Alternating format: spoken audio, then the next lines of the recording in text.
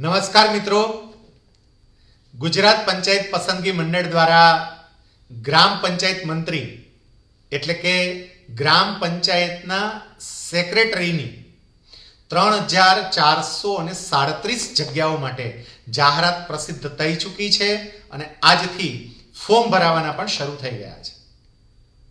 મને ઘણા બધા મિત્રોએ ફોન કરીને, મેસેજ કરીને, મેલ દ્વારા આ જાહેરાતના અનુસંધાને એમને મૂંઝવતા પ્રશ્નો રજૂ કર્યા.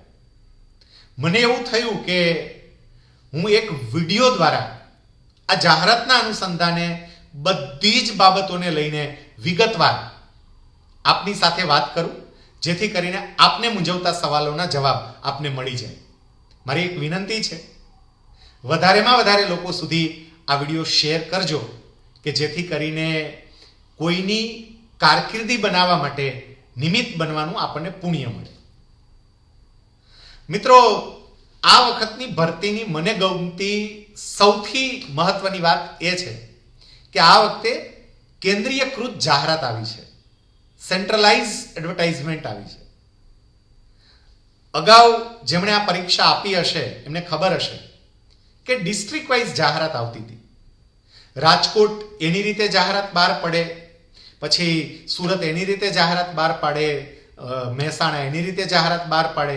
ઉમેદવાર મૂંઝાતો હતો કે મારે અરજી ક્યાં કરવી, કારણ કે અરજી એક જ કરી શકતો હતો એટલે એમને મૂંઝવણ રહેતી હતી. પણ હવે એ મૂંઝવણનો નિવેડો આવી ગયો, કારણ કે એક જ અરજી કરવાની છે અને પરીક્ષાના અંતે જે મેરિટ પ્રસિદ્ધ થશે, જે મેરિટ બનશે, એ મેરિટના આધારે આપણને ડિસ્ટ્રિક્ટ એલોકેટ થશે. તો આ એક સૌથી સારી અને મને ગમતી બાબત હતી. મિત્રો, આજે પંચાયત મંત્રીની જાહેરાત આવી છે, એમાં ફોર્મ કોણ ભરી શકશે?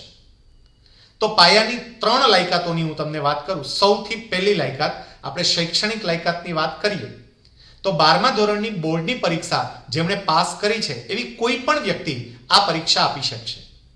અમુક મિત્રોના સવાલ એવા પણ હતા કે મેં 2 ટ્રાયથી 12મા ધોરણની બોર્ડની પરીક્ષા પાસ કરી છે, હું આ જે જાહેરાત છે એ જાહેરાતમાં એપ્લાય કરી શકું?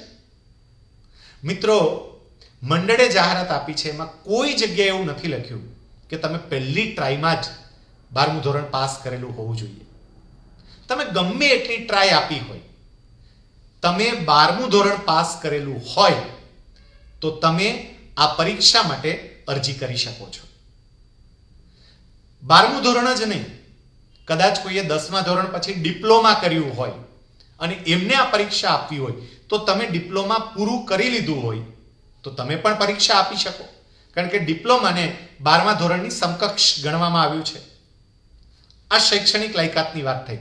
બીજી એક શૈક્ષણિક લાયકાત એ પણ મૂકી છે કે તમને કમ્પ્યુટરનું પાયાનું જ્ઞાન હોવું જોઈએ.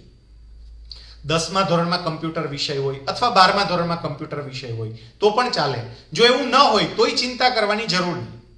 સરકારે જેમને માન્યતા આપી છે એવી કોઈ પણ કમ્પ્યુટરની તાલીમ આપતી, કમ્પ્યુટરના કોચિંગ આપતી જે સંસ્થા હોય એ સંસ્થામાં તમે કમ્પ્યુટરના પાયાના જ્ઞાનનો કોર્સ કરેલો હોય તો પણ ચાલે. ત્રીજી જે લાયકાત છે એ ઉંમરની છે. આ પરીક્ષા આપવા માટે તમારી ઓછામાં ઓછી ઉંમર 18 વર્ષ અને વધારેમાં વધારે ઉંમર 36 વર્ષ હોવી જોઈએ. આ 18 વર્ષ કે 36 વર્ષ એની કટ ઓફ ડેટ કઈ?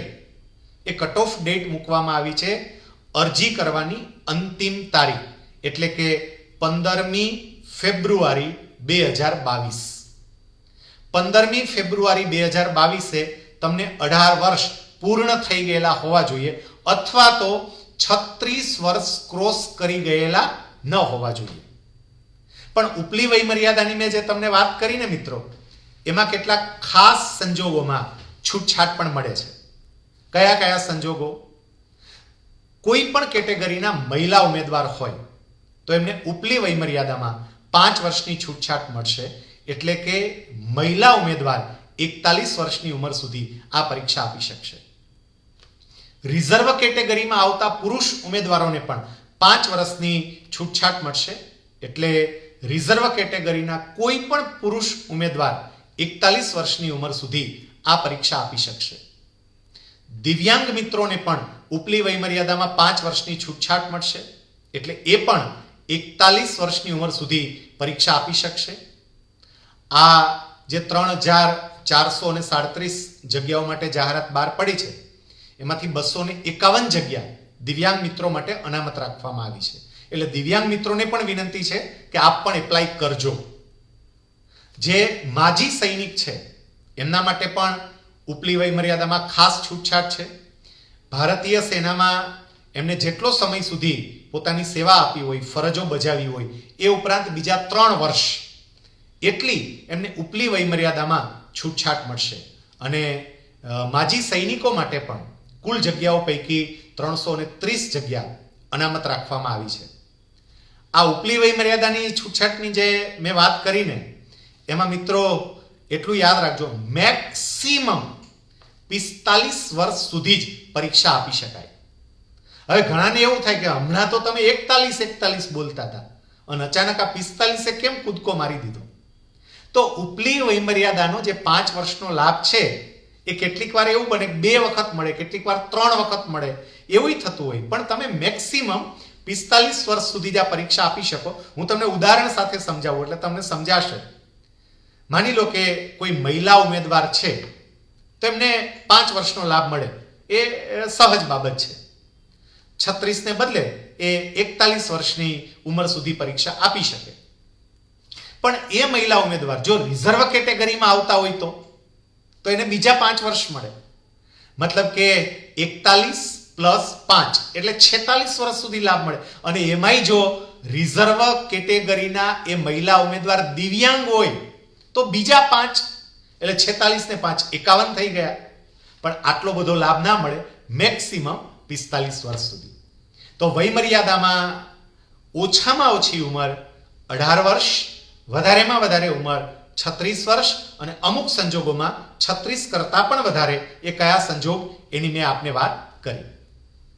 જ્યારે તમે આનું ફોર્મ ભરવા માટે બેસો, ઓફલાઈન ફોર્મ નથી ભરવાનું, ઓનલાઈન ફોર્મ ભરવાનું છે. અને એ જે સરકારી વેબસાઇટ છે ઓજસ, એના ઉપર તમે ગૂગલમાં સર્ચ આપશો એટલે એની લિંક તમને મળી જશે. ફોર્મ ભરવા માટે બેસો ત્યારે જરૂરી સર્ટિફિકેટ સાથે લઈને બેસજો. ફોર્મ ભરતી વખતે તમારે કોઈ સર્ટિફિકેટ અપલોડ કરવાના નથી, તમારે કોઈ સર્ટિફિકેટ આપવાનું નથી. તમારું બર્થ સર્ટિફિકેટ હોય, તમારું એજ્યુકેશનલ ક્વોલિફિકેશનનું સર્ટિફિકેટ હોય, તમારા કમ્પ્યુટર જ્ઞાનનું સર્ટિફિકેટ હોય, આવા કોઈ સર્ટિફિકેટ તમારે અરજી કરતી વખતે આપવાના નથી. પણ સર્ટિફિકેટમાં જે વિગતો હોય એ વિગતો તમારે ભરવાની રહેશે. એટલે બધા જ સર્ટિફિકેટ સાથે લઈ અને ફોર્મ ભરવા માટે બેસવું. તમારે 2 બાબત એમાં એટેચ કરવાની થશે. એક તમારો પાસપોર્ટ સાઇઝનો સ્કેન થયેલો ફોટો અને બીજી તમારી સ્કેન થયેલી સિગ્નેચર. એટલે એ બંને પણ 15 કેબીની સાઇઝમાં જે જેપીજી ફાઇલ હોય એની અંદર સેવ કરીને પહેલેથી રાખવું કે જેથી કરીને અપલોડ કરતી વખતે વાંધો ના આવે. મિત્રો, બીજી 1-2 મહત્વની બાબતો પણ તમારી સાથે શેર કરી દઉં કે જ્યારે તમે આ ફોર્મ ભરશો તો એમાં તમે એક મોબાઈલ નંબર પણ લખશો. મંડળ તમારી સાથે જે કંઈ પણ વાતચીત કરશે મતલબ તમને કોઈ પણ પ્રકારના સંદેશાઓ આપશે તો એ તમારા મોબાઈલ ઉપર આપશે.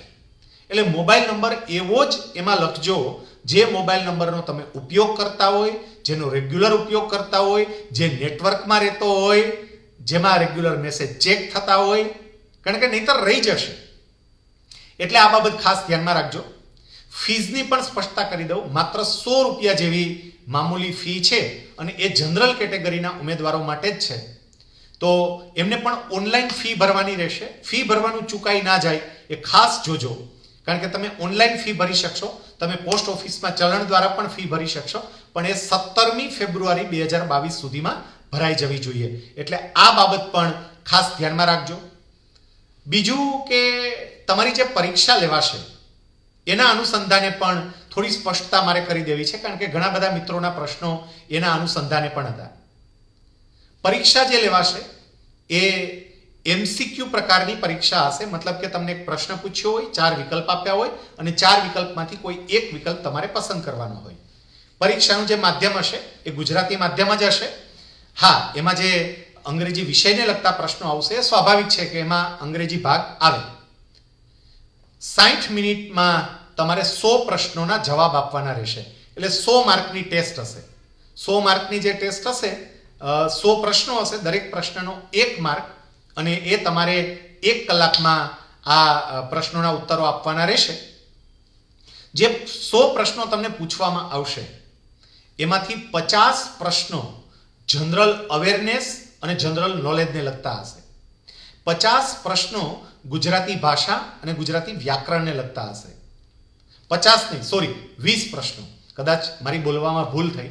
20 પ્રશ્નો ગુજરાતી ભાષા અને ગુજરાતી વ્યાકરણને લગતા હશે. 20 પ્રશ્નો એ અંગ્રેજી ભાષા અને અંગ્રેજી વ્યાકરણને લગતા હશે. અને 10 પ્રશ્નો છે એ ગણિતને લગતા હશે, સામાન્ય જે ગણિત આવતું હોય એને લગતા. મતલબ કે 100 પ્રશ્નો, હું એક વખત રિપીટ કરું કારણ કે બોલવામાં કદાચ થોડી ભૂલ થઈ ગઈ, તો 50 પ્રશ્નો એ જનરલ અવેરનેસ અને જનરલ નોલેજને લગતા, 20 પ્રશ્નો ગુજરાતી ભાષા અને ગુજરાતી વ્યાકરણને લગતા, 20 પ્રશ્નો અંગ્રેજી ભાષા અને અંગ્રેજી વ્યાકરણને લગતા, અને 10 પ્રશ્નો ગણિતને લગતા. આ રીતે 100 પ્રશ્નો હશે.